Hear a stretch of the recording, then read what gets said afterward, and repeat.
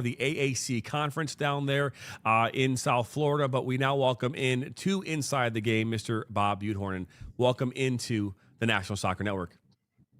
Thank you, guys. Great to be here. Looking forward to some good questions here, right? Good questions is a good one to start with. I have a good one for you. We ask all the coaches this. Typically, it's our last question, but we decided that we think maybe on the front end we should ask this question. First off, South Florida is known for a lot of great things, specifically seafood. But outside of that, if you had to think of a restaurant, a place that you have to go to when you get off that bus, off that plane of a long road trip, where are you going when you get back to campus? Oh, that's brilliant. It's right in my wheelhouse, guys. I've had this idea for a while that we should start a coaches travel food, what do you want to call it, podcast or suggestion? Because look at all the places we travel to, and I like personally, and this is you asked for it because I love this stuff. I love the mom and pop places. I don't like areas that you go to and you don't get that feel and flavor of the place you go to. So with Tampa, wow. I mean, you tend to want to kind of lean towards something that's kind of a traditional place down here, like a Burns Steakhouse or something like that in Tampa. But there's a, and I can't think of the name. I want to say it's Natalina, but there's a little Italian restaurant right down in South Tampa that only has about 6 or 8 tables, and you go in there, and it is a very, very Italian place. They have a menu, but they will make whatever you want Italian and get fresh right there. And it's I think it's called Natalina. So It's there is my place. Osterera? Natalina? Yeah. Yep. Oh, Yeah, I got it right on the website. Osteria. Yep. So I think that's the spot. And Adolfo is the owner there, magical guy, and really, really good food. So there you go. Coach, it's a good secret too. Yeah, well, and so my mom's side is actually Sicilian. I didn't get any of those genes, unfortunately. I look exactly like my my pasty white dad, but the Italian food is the best, man. Grandma's recipes, you can't beat them. One of the leagues that I broadcast in, the Midwest League, all the different locations for all the different teams, they're in the Midwest. So if you ever find yourself in Cedar Rapids, they have really good cereal. I also got recommendations for other places too. So just let me know if you're ever in some obscure location in the Midwest, because there's a few of them.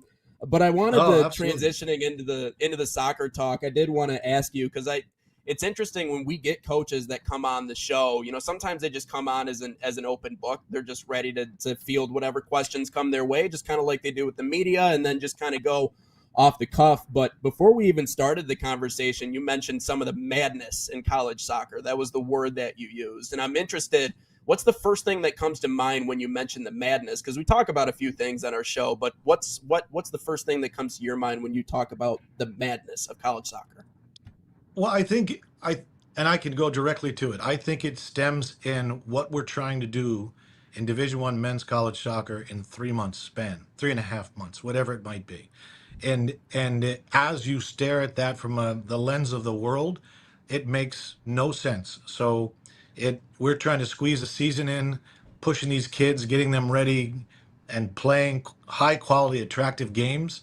It's not a tactical session for coaches. It is a race, and it is a get it right as quick as you can, and there's sacrifices because of that. And I think one of the biggest sacrifices, and the reason why I say it's madness, is because you sacrifice the quality of really what you could make this game and the college level. Because I do believe it's an integral part of the fabric of U.S. soccer and our country.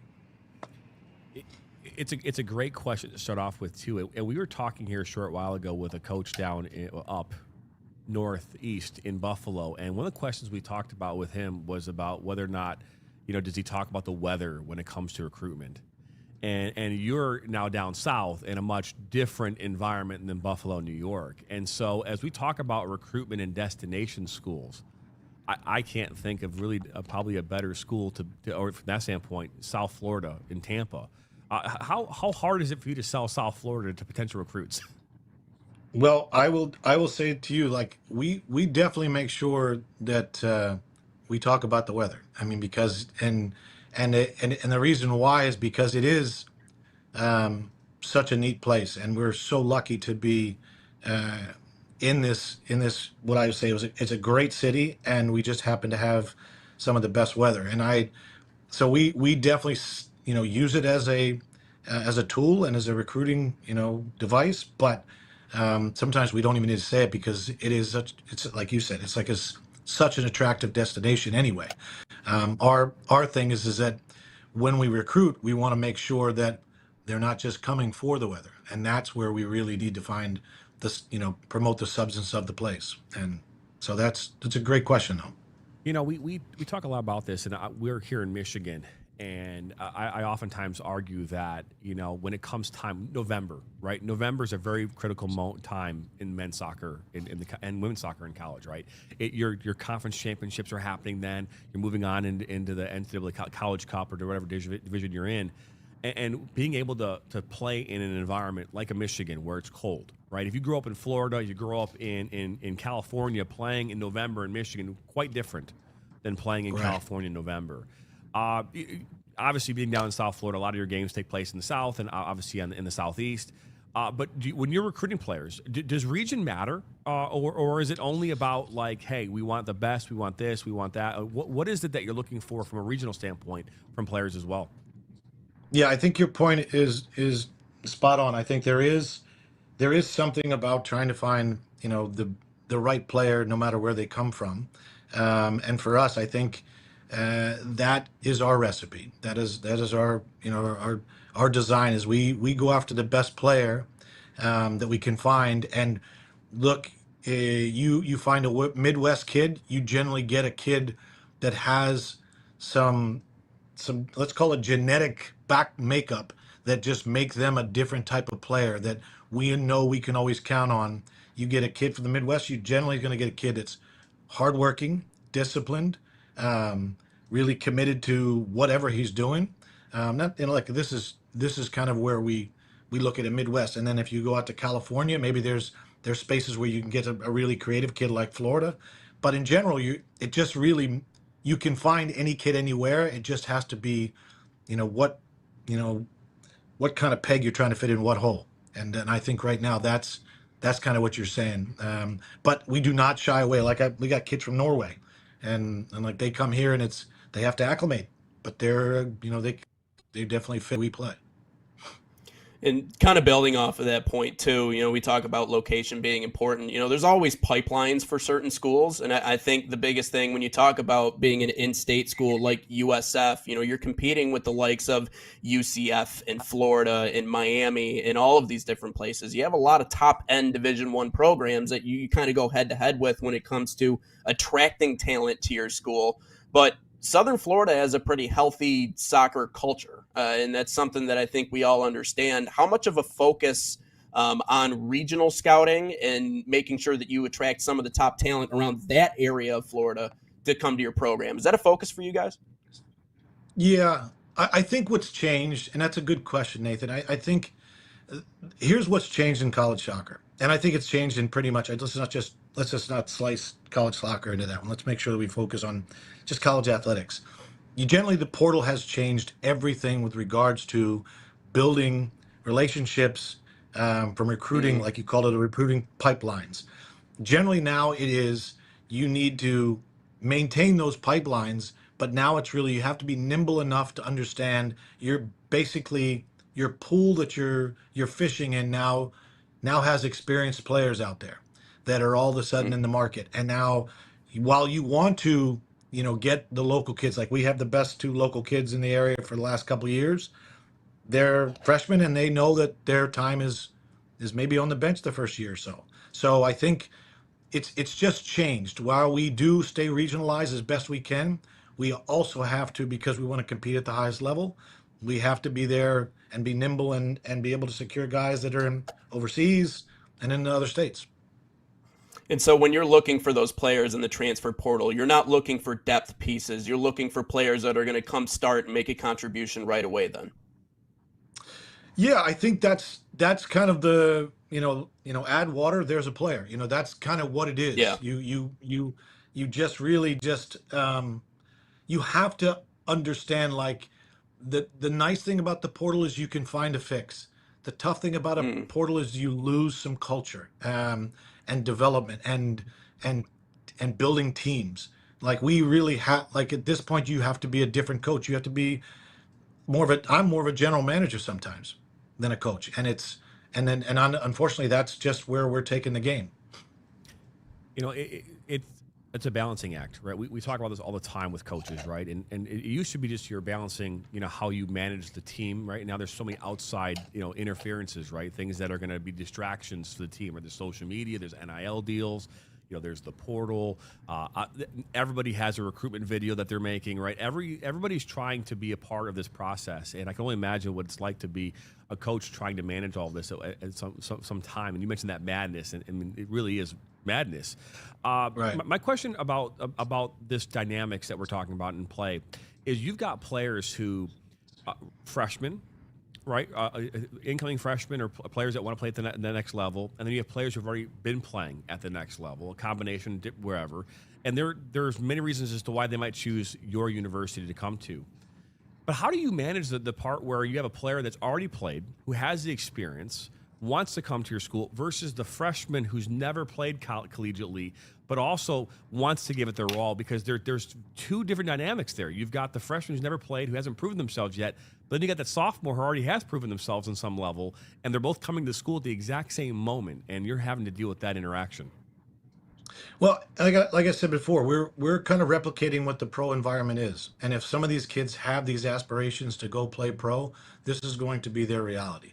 Their reality is like it is no longer where, well, I put in my time and now it's my time. It doesn't matter. What matters is they have to understand, like, on any given day, your situation can change because of this ability to kind of bring in players.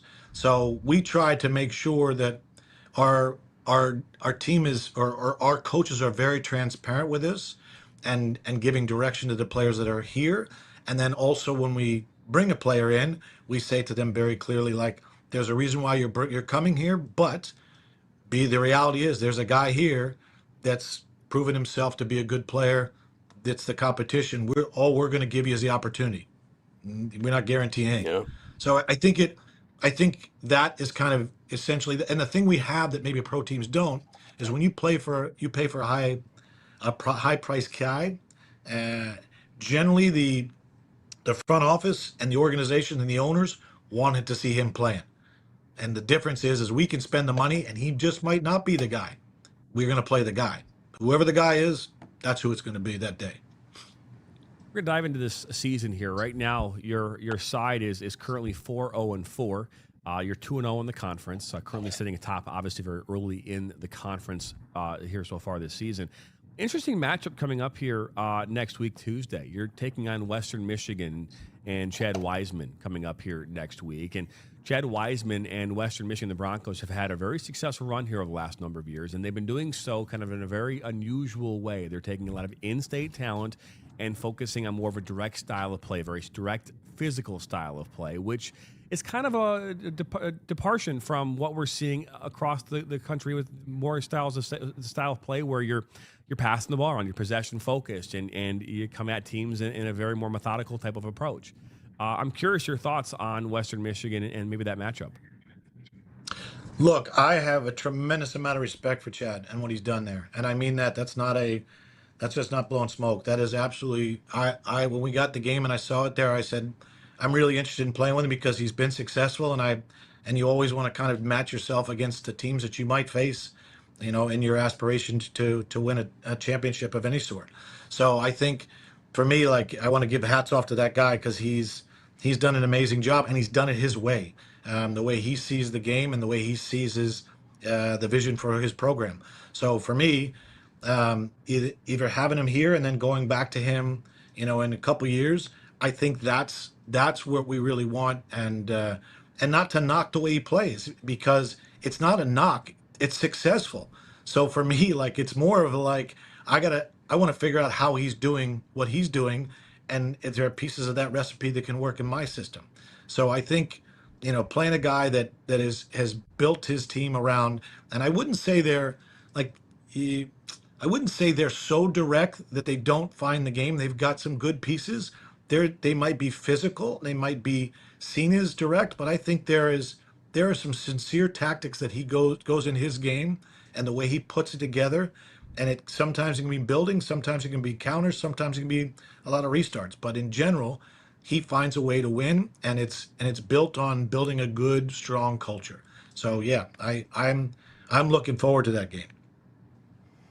Yeah, I think part of being able to do that is being willing to reinvent yourself and find different ways to get the job done. And I think he's done a great job of that. And I think we talked about the culture and the landscape of you mentioned college athletics really in general. Obviously, it's not just soccer. We've seen a major shift in everything. I guess I'm curious because you've been involved in the game for quite a while now. You've seen what it used to look like, and now you see what it looks like now. How have you and really USF in general been able to adapt to the new environment and still stay competitive? Because I think it's hard for schools. There's just when you talk about bigger programs and in terms of how much access to resources that you have, sometimes we're creating this atmosphere in college athletics where it's a little top heavy. There's a real big separation between the tops and those maybe who are down at the bottom of the list. How have you guys been able to adapt to the new culture or the new environment?